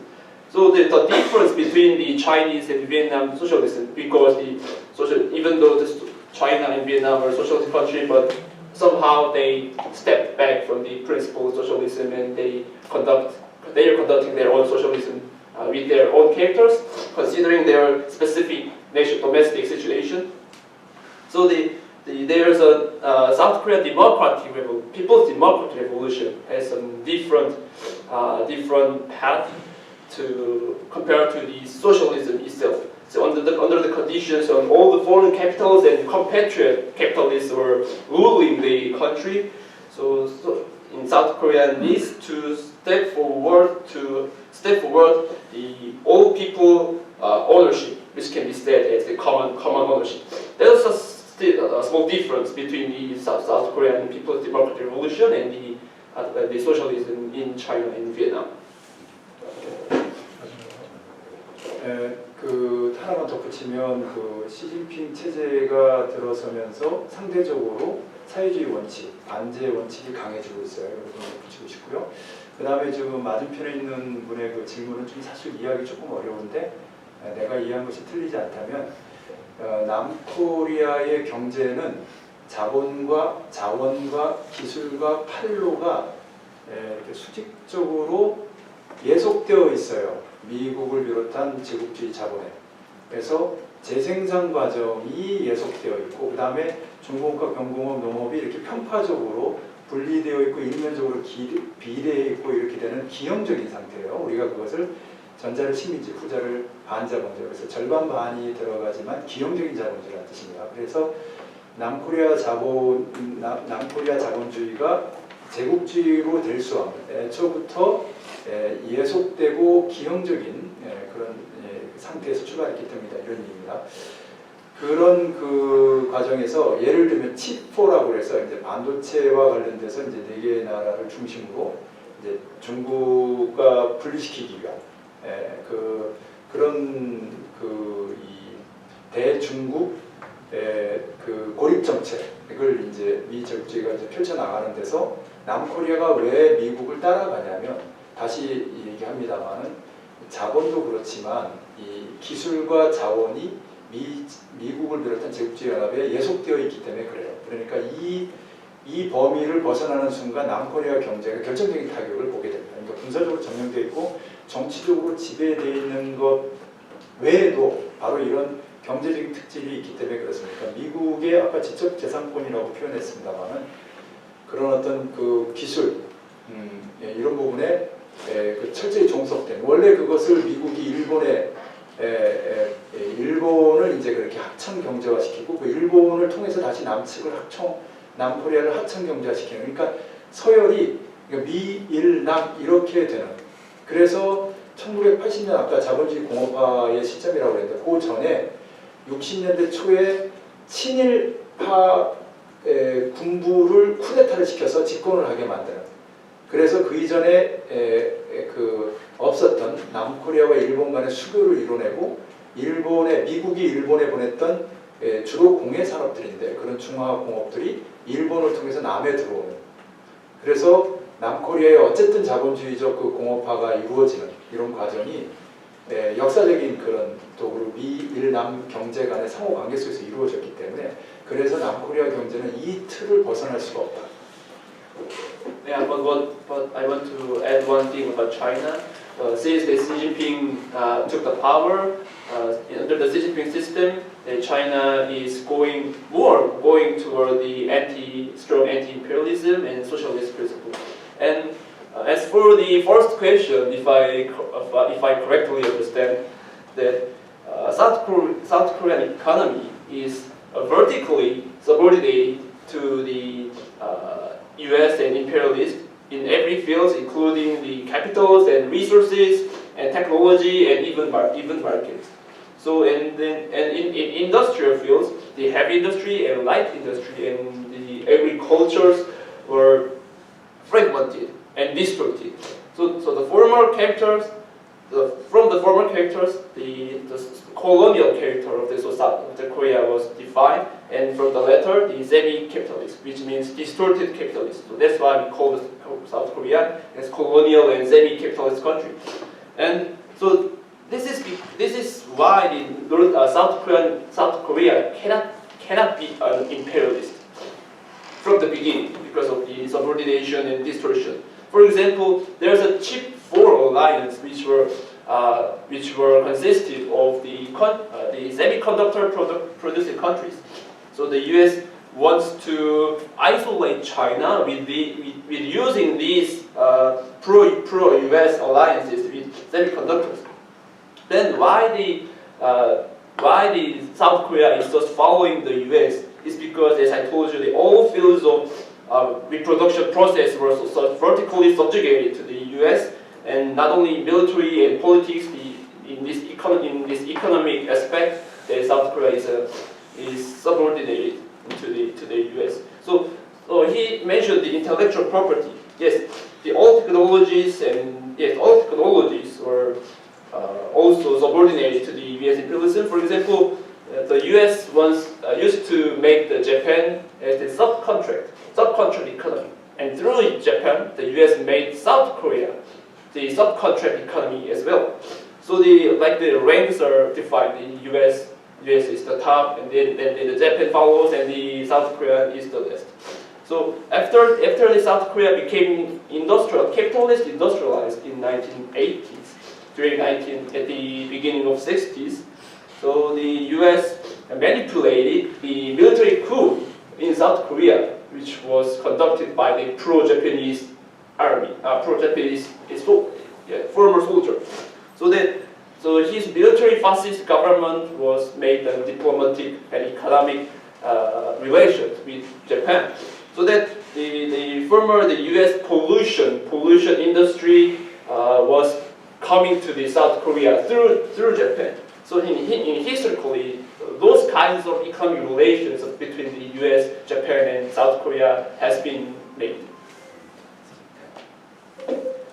Yeah, I mean, I'll just add a couple of things because, of course, the PD comments from the Korean Alliance handled them very well. However, I will just say, I mean, one, in terms of the dynastic presentation, I think that there's no more dynastic model than the United States in terms of whether your last name is Bush, of which, I mean, in my life, 16 years have been spent under the Bush regime or whatever, the Clinton regime, right?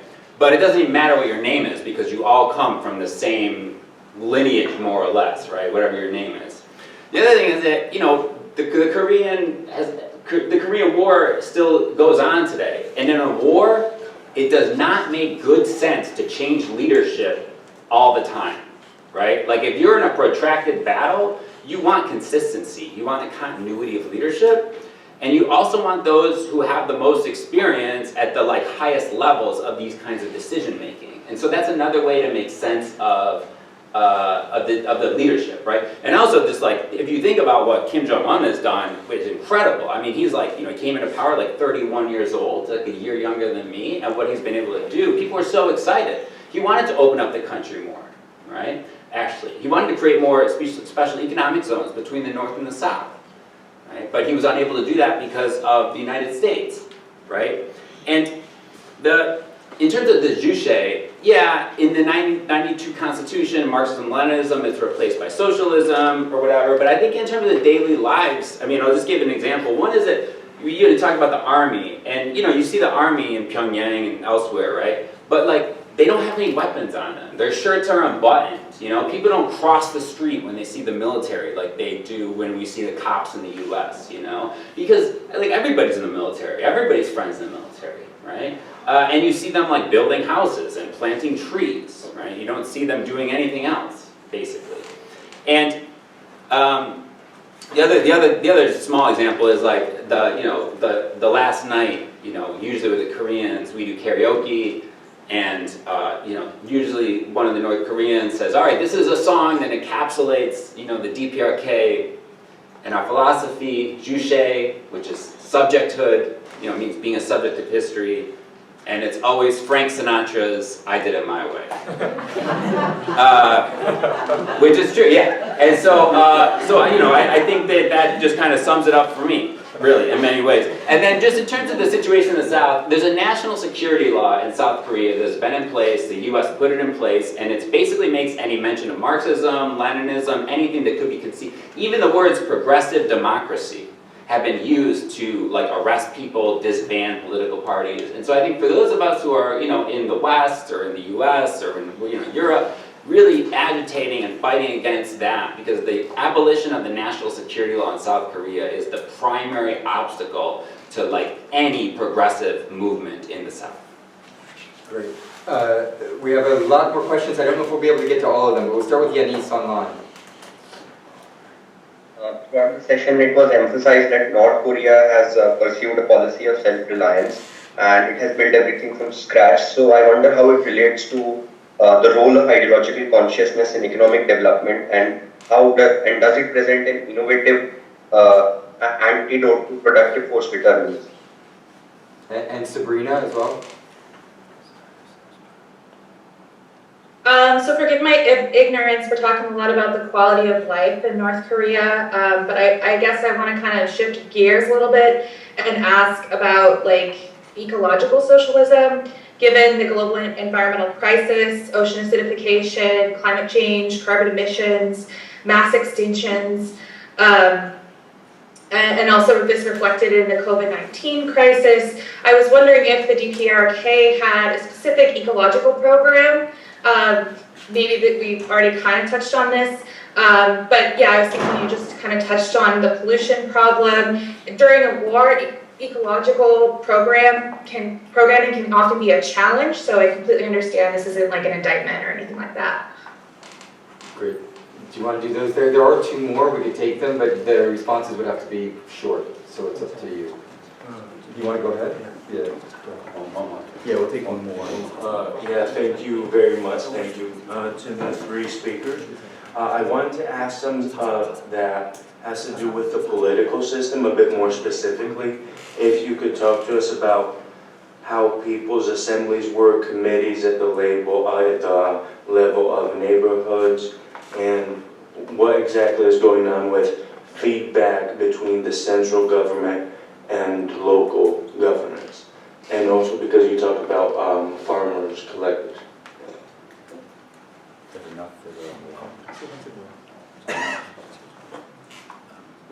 Jan, do you want to throw your question in and then... If it's possible. Yeah, throw it in, and we just have to exit the room by 7, so we'll do concise responses. Go ahead. Thank you. So related to that point of nuclear weapons and nuclear deterrence, and Derek, I think you said that you need an army, and I think you're making a big point there that you need to have there's a connection between the ability to do violence and socialism. So within that context, when you said that, I remember Trump was saying a couple of years ago he was threatening someone. I don't remember who it was. But he said, we have very big rockets. And then I forgot whom he was talking. So you can look at that you can say obviously that it is the voice of empire, it is the voice of capitalism, but it also from a feminist perspective, it is the voice of masculinity, right? It is a phallic statement. And as a parenthesis, we're in Paris, next to the biggest phallic symbol in the world. So in this sense, I'm asking this question. The French also have big things. So I was wondering, how does North Korea deal with this masculinity? And particularly, how can you tell us something about the women's involvement in the socialist vision? other than the others of social reproduction? Thank you.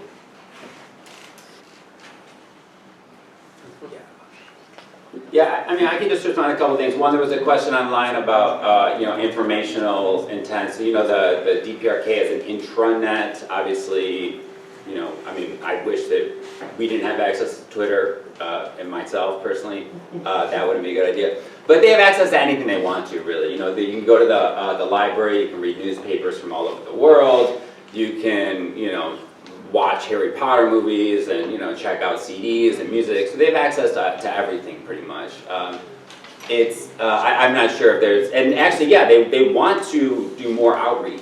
I mean, they're isolated. No country really wants to be isolated. Right? That's like the most difficult thing in the world. So there's absolutely a desire to do that, but of course, you have to. This relates to the Bible, right? Why they didn't want me bring a Bible in. Actually, Pyongyang used to be called the Jerusalem of the East, right? There was the highest concentration of churches in the north until the U.S. bombed them all in the war, right? But because the historical role of missionaries and spreading capitalist propaganda, that's one of the reasons why they don't want that in there. So they have to, of course, guard that. Women. I guess then maybe having smaller nuclear weapons, like the U.S. is trying to do, like miniaturizing nuclear weapons is the feminist way to go about nuclear weapons. But what I said was that if you have a revolution, you need to have, get a nuclear weapon, whatever the size, however it's shaped, right? That's the most important thing. I'm not sure if there's a correlation. I think that, between a weapon and, I don't know, an essential kind of femaleness or anything like that. In terms of women's participation in society, Stefan can talk much more about that in detail. I will just say, in terms of the democratic structure, right? We have a lot of democratic structures in the United States or in France or in England, but no democracy, right? I mean, if you've ever been in a union, for example, you know how you can take the most democratic structure and use it in the most undemocratic way, right? So it's really more about the sort of popular participation and the popular ethos and belief rather than the formal sort of mechanisms okay, we meet and we report, these 4 days of the year to this sort of, institution, right? But I will say that there are youth committees in every, just the level of, I mean, in many ways it's similar to Cuba. And that's why the elections, right, for, at the end of the day are not really, they're almost more like a celebratory process, right? Because they've already gone through so many other levels of democratic discussion and deliberation in terms of who could be a candidate, who's ineligible for candidacy, that really it's almost like it's almost like a celebration, right? That yes, we've accomplished this project, so that's why there's a 99% approval rating. Right? Not because of, it's a rigged election or something like that. So I think it's much more of a sort of a way of being, right? Rather than a formal set of structures. And then of course there are formal sets of structures.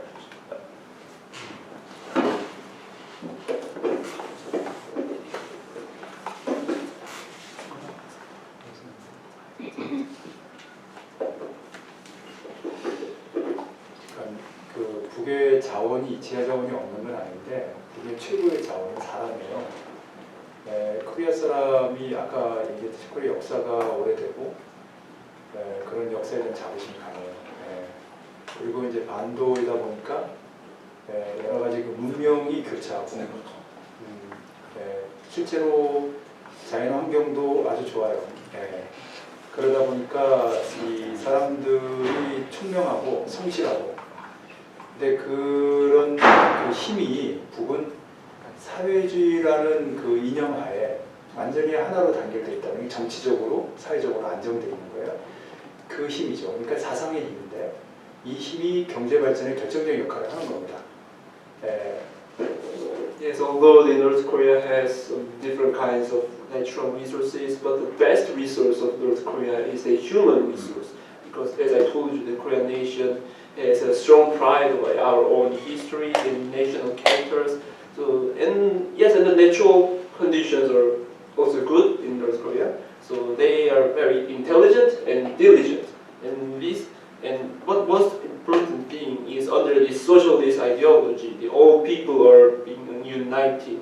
So that's why North Korea can have the stable political economic situation. So it is a powerful ideology which makes the economic development. 북이 사회주의 사회니까 당연히 그 민주 집중제의 원리에서 당도 운영하지만 사회도 즉 국가도 그렇게 운영해요. 이제 전시 상태라고 보고 그 굉장히 규율이 강한 그런 특별한 그 상황에 있지만 그럼에도 불구하고 지방 분권, 그러니까 아까 중앙정부 지방정부의 관계라고 하면 지방 분권을 굉장히 강조하고 있다. 그래서 북의 여기로 얘기하면 해지용이죠. 해지용 또는 뭐 데파트망에 해당하는 그런 곳들은 그런 단위로 자체적으로 모든 것이 이루어지도록 하여 그 이제 순환 경제, 지역 순환 경제가 잘 이루어져 있다. 경제뿐만 아니라 정치 군사까지 그런 부분이 이렇게 잘 이루어져 있다는 부분이고요. 여성 해방과 관련해서는 아주 간단합니다. 여러분들 여기 프랑스보다 훨씬 더 여성의 사회적 해방이 빨랐어요. 1946년 7월 달에 세계에서 가장 진보적인 그런 사회적 법령, 여성의 권리를, 여성의 사회적 권리를 보장하는, 즉 여성의 사회적 차별, 사회적 구속에 반대하면서 여성의 정치, 경제, 문화적인 권리를 보장하는 그런 법령이 1940년 7월 달에 발표됐어요. Yes, because North Korea is a socialist country, all the states were run by central democratic centralism. Not only the party, but the whole society and state itself is run by this principle. So even though North Korea is under the wartime condition, so in which they need very strong discipline, but they also, nevertheless, North Korea emphasized the distributed power between the central government and regional government. So, like in France, the région and département, these kinds of units are very well developed in North Korea. So, it is the regionally circulated economy, but not only economy in military and political aspect. It's regionally circulated. And then, as for the women's participation in the society, so I can say that the women's liberation in North Korea was much faster than that of France. Even in 1946, July of 1946, the most progressive law which liberated the women from the suppression in politics and economic and culture, the most progressive law was promulgated. 북이 핵미사일을 강국이라는 공업의 강국이라는 거예요. 농업이 상대적으로 뒤처진 거죠. 그거는 북의 그 지리적 환경이 산악지대가 많아요. 그래서 전통적으로 거기가 광업이나 공업이 발달한 곳이고 농업은 남측이 남코리아가 발달한 곳이에요. 그러니까 농업적인 측면에서 여러 가지 불리한 조건이 있는 거죠. 그걸 극복하기 위해 노력하는 거예요. 그래서 북은 그 사회 발전의 중요한 목표가 뭐냐면 공업 못지않게 농업을 발전시키는 거, 도시 못지않게 농촌을 발전시키는 거. 그래서 실제로 평양에 새로운 고층 빌딩이 들어서기도 하지만 여기 그 프랑스나 뭐 독일 남부, 오스트리아 이럴 때 보면 스위스라든지 이렇게 보면 산에게 아주 참 보기 좋은 예쁜 그런 그 건물들이 있는데 농촌에 참 보기 좋죠. 그런데 북도 지금 그렇게 해나가고 있는 거예요.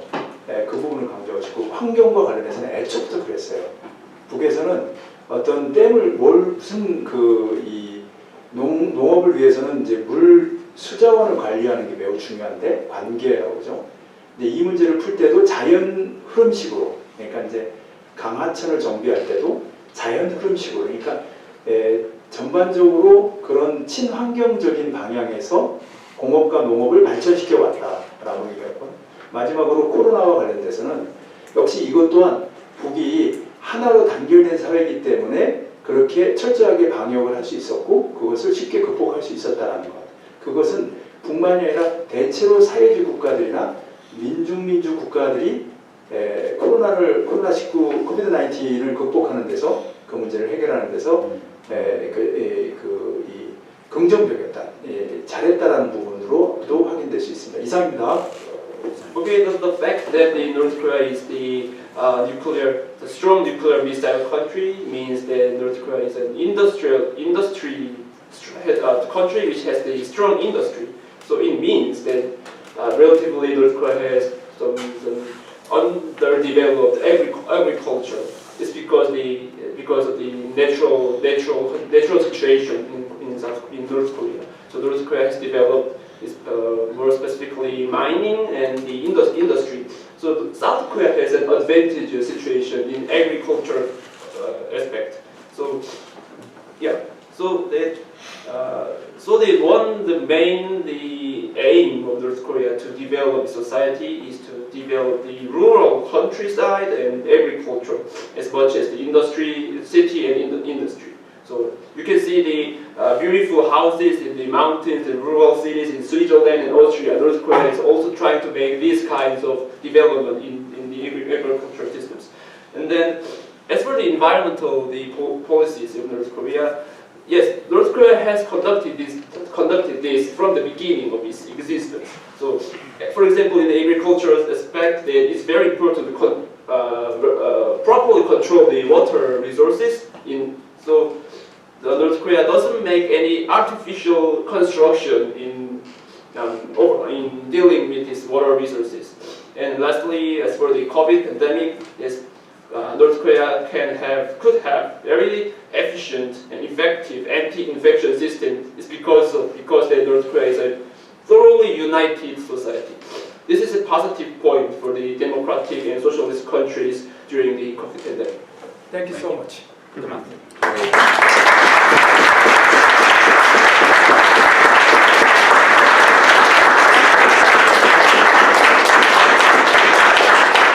addition to thanking Stefan and Derek, I'd like to thank the translator who allowed us to understand the language.